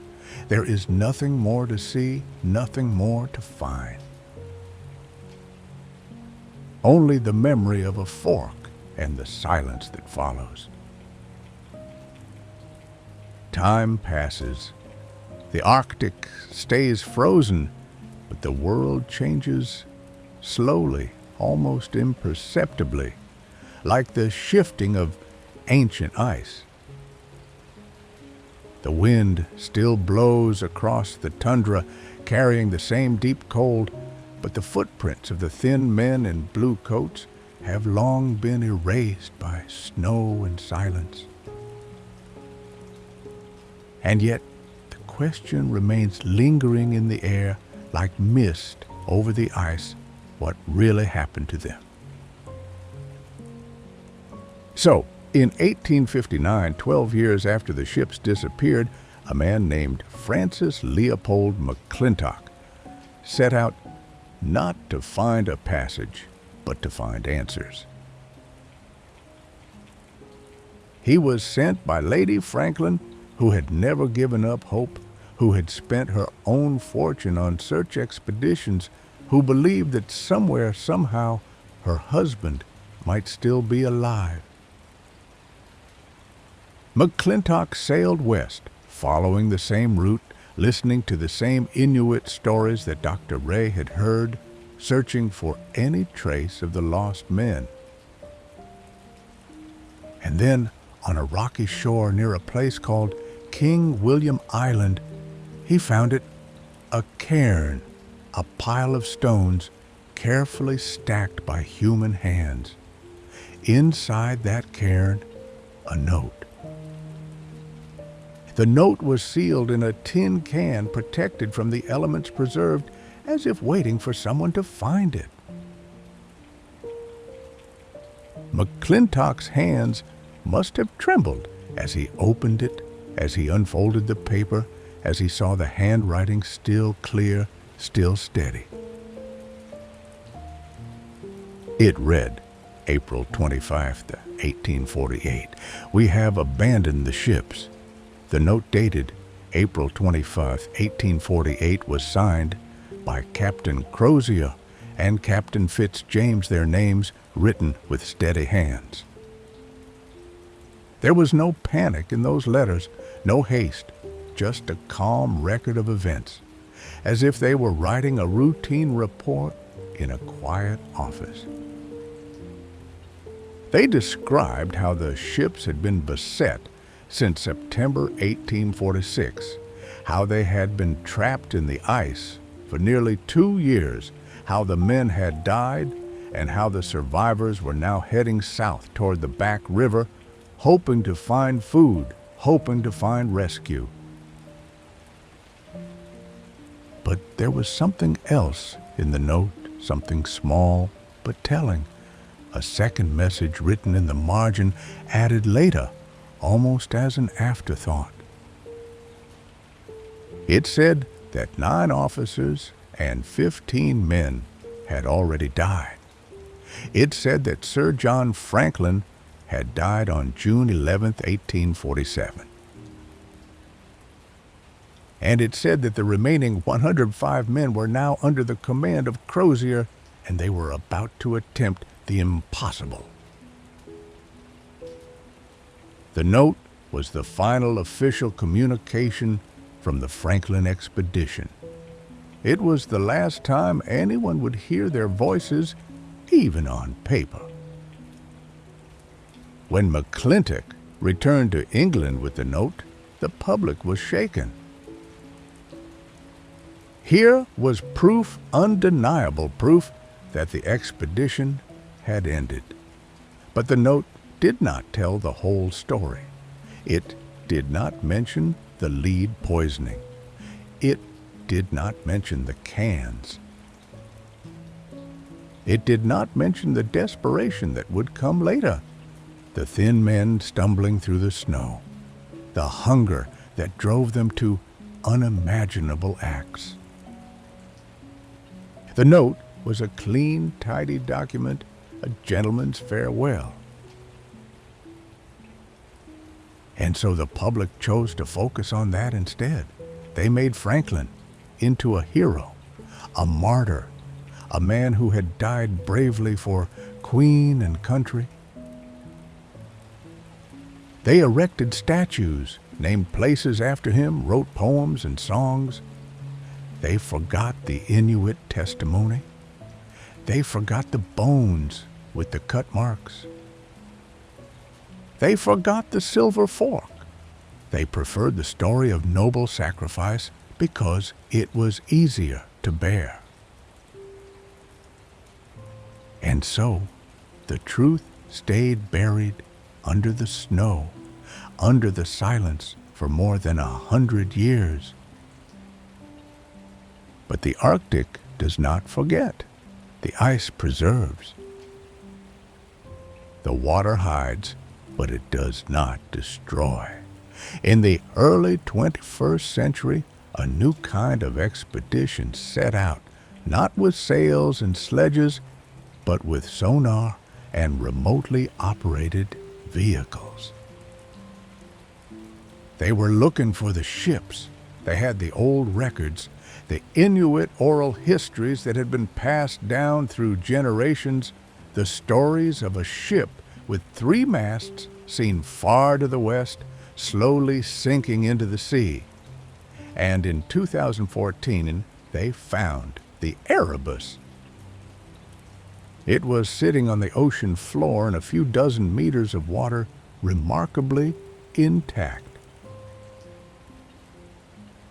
The hull was still there, the decks, the remnants of the cabins, even a glass plate from a camera, still lying on the seabed, its surface smooth and cold to the touch of the silt. 2 years later, in 2016, they found the Terror. It was deeper, but even better preserved. The cold water and lack of oxygen had kept it almost as it was when it sank. The ships were found almost exactly where Inuit oral tradition said they would be.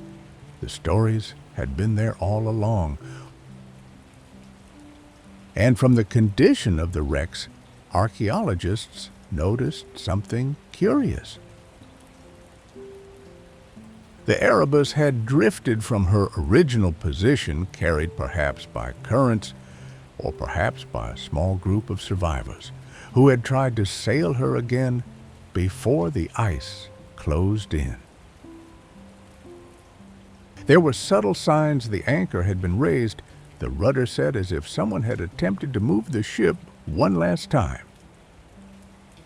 It was a quiet clue, a whisper from the past that the men had not simply given up.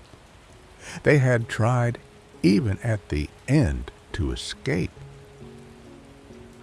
Imagine for a moment the sonar screen, the ghostly image taking shape, the hum of the equipment in the quiet cabin, the murmur of the archaeologists as they leaned forward, seeing something that no one had seen for over a century and a half. Imagine the camera descending through the dark water, the beam of light illuminating the wood, the railing, the bell of the ship, still hanging, still waiting to be rung. The hulls are covered in silt, soft and cold, but the lines are clear. They sit upright, as if they are simply resting, as if the crew might still be below deck, sleeping in their hammocks, dreaming of home. And then, from those wrecks, from the artifacts, brought up from the bones of the men who were found on the shore, the full truth began to emerge. The cans that had once held the food, the cans that Sir John Franklin had chosen so carefully, had been sealed with lead. The lead had leached into the food and into the men. It poisoned them slowly, quietly over the long months of waiting. It softened their minds, weakened their bodies, made them confused and clumsy and sick. It was not a heroic battle against the ice. It was a slow, quiet poisoning by their own supplies, a tragedy of bad luck and bad technology hidden inside a tin can. The discovery changed everything. It reshaped how polar expeditions were understood, how they prepared their food, how they thought about preservation. The Franklin expedition became not just a story of bravery, but a cautionary tale, a lesson in the dangers of assuming that the tools of civilization are always safe. The Arctic is a place that punishes small mistakes, and the mistake was made long before the ships left England, in a factory by a man soldering a seam with lead. You are here now in your own warm room, safe and still. The story of the ships has come full circle. They went out, they disappeared, they were found again, and they told their secret at last. The note from the cairn, the hulls from the deep, the bones from the shore, all of them speak the same quiet truth. They did not fail because they were weak. They failed because the world had not yet learned how to feed its explorers. And in that failure, there is no shame, only a kind of reverence for the men who walked into the white, carrying their poisoned food, not knowing that the thing that would destroy them was already inside them. Let your eyes close. Let the images slip away. The ships are on the ocean floor now, silent and still, and the note is in a museum behind glass. The ink faded, but still legible. The wind blows above them, and the snow falls, and the water sways gently around the wood.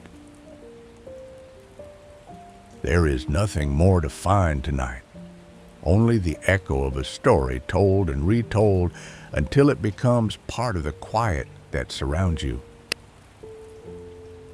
And so we return to the surface of the Arctic, to the vast white plain that stretches out under a canopy of stars that have watched over this place for millennia. The ships are down there, yes, their broken hulls resting on the sea floor, but the wind above them carries no memory of the lives that once passed through this landscape. The snow falls, the ice shifts, the silence deepens, and the Arctic does what it has always done. It waits. There is a kind of mercy in that, I think. The way the ice covers everything with a slow, patient hand, blurring the edges of tragedy until all that remains is a story worn smooth by time.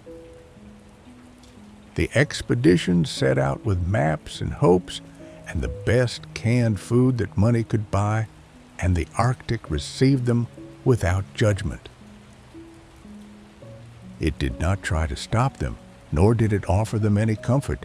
It simply existed, as it does now in the quiet state of being that has defined it for so many centuries. Perhaps that is the lesson of the Franklin expedition, if there is any lesson to be found at all.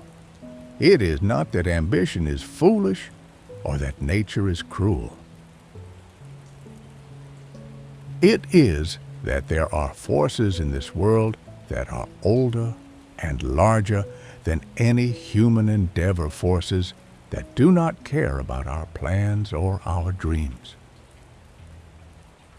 The Arctic is one of those forces. It does not respond to our shouts.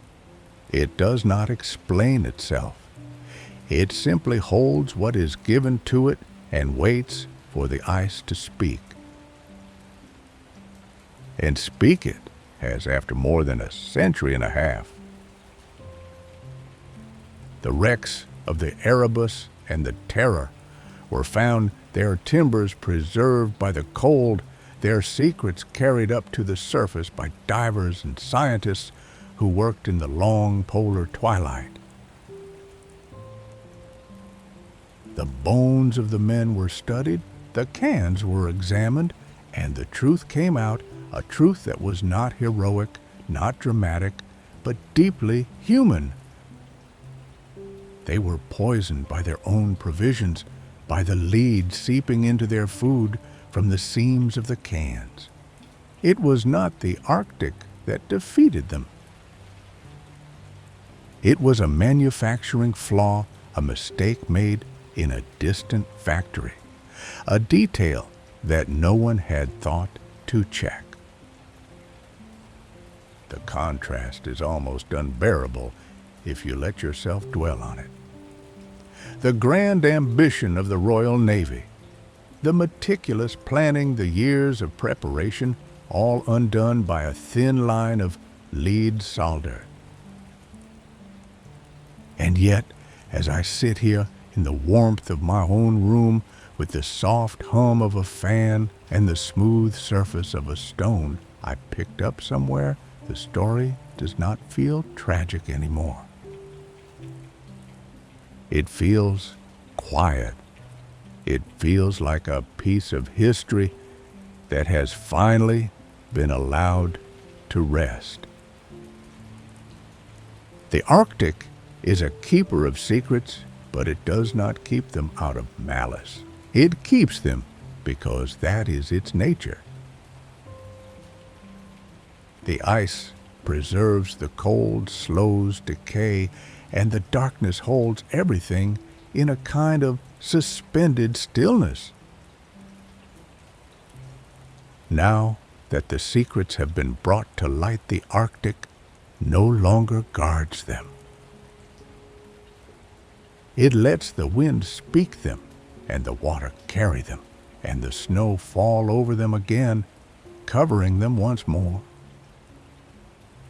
I think about the note found in a cairn on King William Island, the one written by Captain Fitzjames and Lieutenant Gore, dated April 25th, 1848. It said that Sir John Franklin had died in June of the previous year, and that the ships had been abandoned after being trapped in the ice for over a year. It is a small piece of paper brown with age, the ink faded, but still legible. It was tucked inside a metal cylinder, placed under a pile of stones, and left for anyone who might come that way. And no one did for a very long time. When that note was finally found, it did not shout. It whispered. And that whisper has been carried across the decades, reaching us now here in this quiet room as the night settles around us.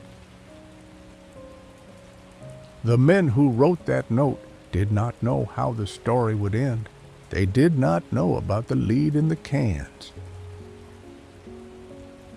They only knew that they were far from home, that the ice was not going to release them, and that the only thing they could do was leave a record of what had happened. There is a dignity in that, I think. Not the dignity of a heroic charge or a noble sacrifice, but the quieter dignity of a human being doing the only thing that makes sense, preserving their story for someone else to find someone who might understand. And perhaps we are that someone. Perhaps we are the ones they were writing to across the ages, not knowing if anyone would ever read their words. Now, as I bring this story to a close, I want you to feel the weight of that connection. You are not just a listener. You are a witness. You have traveled with these men from the docks of England to the edge of the ice, through the long winters and the longer silences to this final moment of release. The ships rest on the floor of the Arctic Ocean, and the note rests in a museum behind glass, and the bones rest in the permafrost, and all of them are at peace. The wind outside is still blowing, but here, inside this room, there is only the soft light of a candle flame, flickering slightly, and the warmth of a cup of tea that you have not yet finished. Your breathing slows, and the story dissolves like mist on a morning lake. The Arctic doesn't judge. It simply holds what is given to it, waiting for the ice to speak. And now, the ice has spoken, and we have listened, and there is nothing more to hear tonight. So, let your eyes close. Let the images slip away like shadows.